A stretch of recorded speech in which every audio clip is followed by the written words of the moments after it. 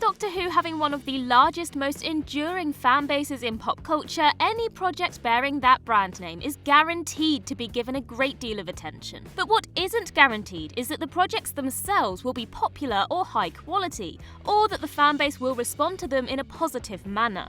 Indeed, with so many spin-off shows, video games, comics, movies, audio dramas, and animations having been produced throughout Doctor Who's long 60-year lifespan, it's inevitable that there are some the BBC probably wants you to forget. So with that in mind then, I'm Ellie with Who Culture, and here are 10 Doctor Who flops the BBC has buried. Number 10. Destiny of the Doctors. Doctor Who hasn't had the best of luck in the video game space. Though things are looking more positive lately with May's Theory's solid work on the Lonely Assassins and the Edge of Reality, the majority of previous titles, from old school fare like The First Adventure to the recent MMO Worlds in Time, have either reviewed poorly, flopped, or disappointed fans. Sometimes all three. But while we're singling out individual projects, one of the most notable failures in Doctor Who's gaming catalogue is the 1997 release Destiny of the Doctors, which initially showed a lot of promise due to the involvement of several actors from the show, including Tom Baker, Anthony Ainley, and Nicholas Courtney,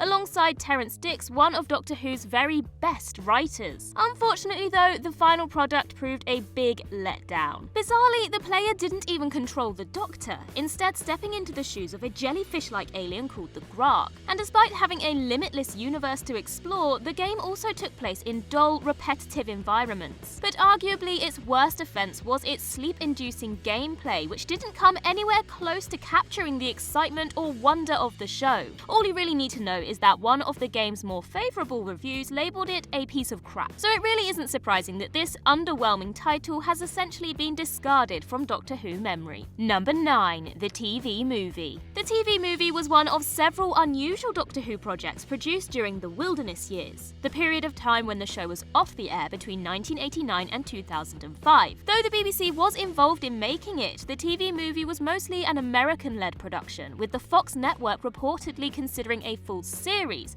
but only if this backdoor pilot proved a success. And because that series never did materialise, it's clear that the parties involved felt that the TV movie didn't strike the chords they wanted it to, whether from a ratings, critical, or fan-pleasing perspective. It's not terrible by any means. Paul McGann's 8th Doctor is actually rather wonderful, and it's worth watching for him alone. But the TV movie is widely considered the black sheep of Doctor Who's mainline television outings. What's more, the fact that the BBC decided to go in a new direction with Doctor Who in the years after the TV movie aired makes it clear that the corporation considered it something of a failed experiment. Number 8. Class. Modern Doctor Who spin-offs Torchwood and the Sarah Jane Adventures enjoyed a great deal of success during their lifetimes, so hopes were high that 2016's Class would be able to capture that same magic. And though the 8-episode series, which centres on a group of students battling aliens at the Whoniverse's iconic Coal Hill School, received positive reviews and a favourable fan response,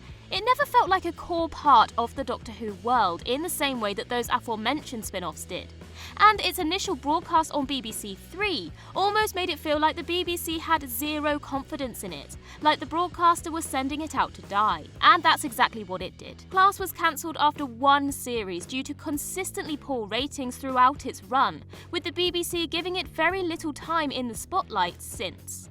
Fans don't talk about it all that much either, probably because very few of them have seen it, and though Class did receive the Big Finish audio treatment in 2018, that did very little to revive interest in the property. Number 7. Scream of the SHALKA. Another project produced during the Wilderness years, animated webcast Scream of the SHALKA aired 6 episodes as part of Doctor Who's 40th anniversary celebrations. Featuring the voices of Richard E. Grant as the 9th Doctor and Sophie Okonedo as his companion Alison, Scream of the SHALKA represented Doctor Who's big leap into the animated medium. And though certainly a decent effort considering its obvious budget restrictions, the miniseries had slowly but surely been swept under the rug as the years have ticked by. While fans generally appreciate Scream of the SHALKA, it didn't exactly set the world on fire when it released in 2003.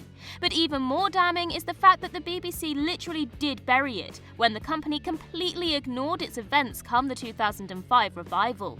Richard E. Grant's Ninth Doctor was stricken from canon and recast, enter Christopher Eccleston, and the entire series is no longer considered a proper part of the Doctor Who timeline. It didn't help SHALKA's case that revival mastermind Russell T Davies apparently dislikes the series. He reportedly called Grant's Doctor terrible, dooming this animated effort to be remembered as a sidelined wilderness project forevermore. Number 6. The K9 spin-off series. When K9 returned to Doctor Who in the second series of the revival, it was hoped that we'd continue to see more of the beloved Robomutt, and we did. The very next year, K9 appeared in a spin-off show that was adored by fans and was a ratings hit, cementing his position as one of the greatest Doctor Who companions ever. We're talking, of course, about the Sarah Jane Adventures, because the words adored and hit cannot be used to describe the other K9 spin-off we're actually here to talk about. K9, as it was titled, is the TV equivalent of a knockoff food brand. Sure, it did star K9, and it was even developed by Bob Baker, the man who created the Cyberdog way back in the 1970s. But on the other hand, the show wasn't considered a part of Doctor Who canon. It was produced without any input from the BBC, and K9's hideous redesign made him look like a discount wannabe version of our favourite talking pooch. That redesign was one of many sticking points fans had with the show, and a second series never materialised. It was a baffling decision to go ahead with this Elseworld spin-off in the first place, because fans were already getting a K9 fix on the Sarah Jane Adventures. You know, that proper official Doctor Who spin-off. And with no support from the BBC, this particular K9 outing was doomed from the start. Number 5. The Infinite Quest and Dreamland. Doctor Who hit its stride in the animated realm when it started reconstructing missing episodes for a whole new generation to enjoy.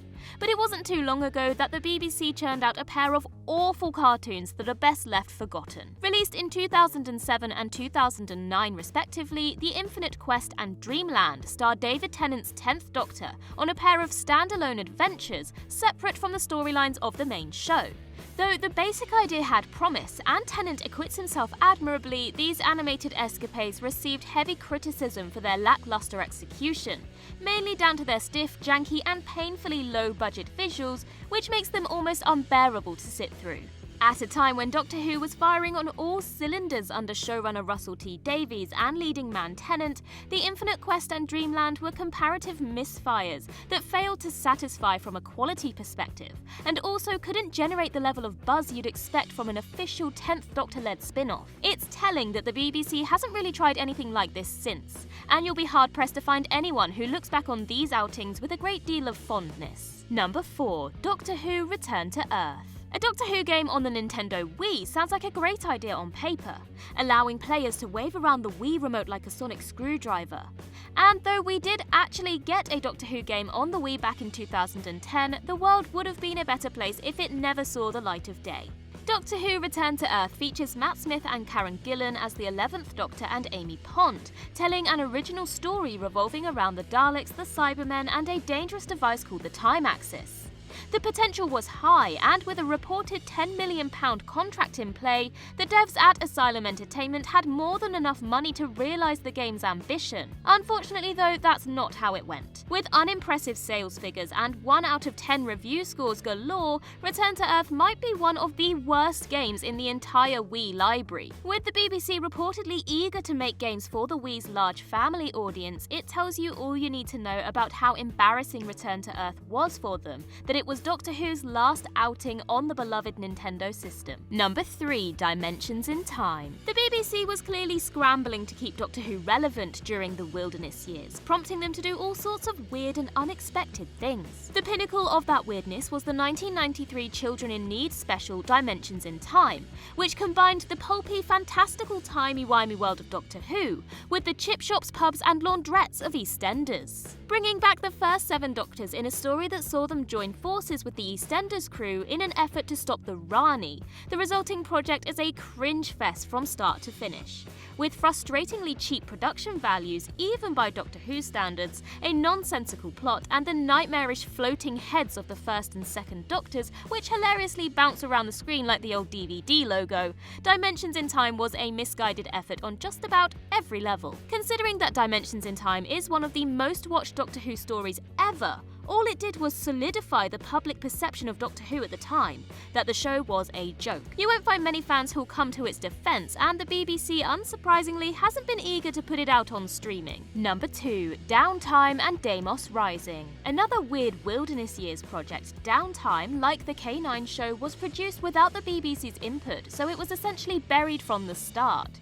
Released in 1995, this unofficial Doctor Who movie angled itself as a sequel to the second Doctor stories, The Abominable Snowman and The Web of Fear, bringing back Nicholas Courtney and Elizabeth Sladen to reprise their roles from the show, and also introducing the Brigadier's daughter Kate Stewart. Downtime was followed by a sequel, DAEMOS Rising, in 2004, another unofficial project that did away with pretty much all recognisable Doctor Who connections, including Courtney and Sladen, and instead continued Kate's story. Unofficial productions rarely manage to overcome that barrier of feeling like cheap knockoffs, and that's exactly how Downtime and DAEMOS Rising come off. Though Downtime fares the best, it also feels the more official of the two, thanks to the involvement of Courtney and Sladen. DAEMOS Rising is absolutely terrible, and it's no surprise that most fans don't even know these direct-to-video oddities exist. Understandably, the BBC completely ignored these projects come the 2005 revival, and Kate was recast for her reintroduction in Series 7's The Power of Three. Number 1. Doctor in Distress. The following quote from Ian Levine, music producer, Doctor Who superfan, and the guy who co-wrote Doctor in Distress, perfectly encapsulates the general feeling towards the ill-conceived 1985 charity single. He stated, "It was an absolute balls-up fiasco. It was pathetic and bad and stupid. It tried to tell Doctor Who history in an awful high-energy song. It almost ruined me." Don't hold back, Ian. Tell us how you really feel. For those unaware, Doctor Who in Distress was produced when the show was put on hiatus in the mid-1980s. The song was intended as a protest against that decision, with the hope being that the BBC would take note and bring Doctor Who back. And while Doctor Who did ultimately return, it's fair to say that Doctor in Distress was not one of the reasons why. The song was universally panned, it failed to chart in the UK, and incredibly, the BBC downright refused to play it on its radio stations. In short, the whole thing was an unmitigated disaster. The only good thing to come of it was that it served as a stepping stone in the career of legendary film composer Hans Zimmer, who played the music for the song. Not exactly his finest day at the office. And that concludes our list. If you can think of any other Doctor Who flops, then do let us know in the comments below. And while you're there, don't forget to like and subscribe and tap that notification bell. Also, head over to Twitter and follow us there, and I can be found across various social medias just by searching Ellie Littlechild. I've been Ellie with Who Culture, and in the words of Riversong herself, goodbye, sweeties.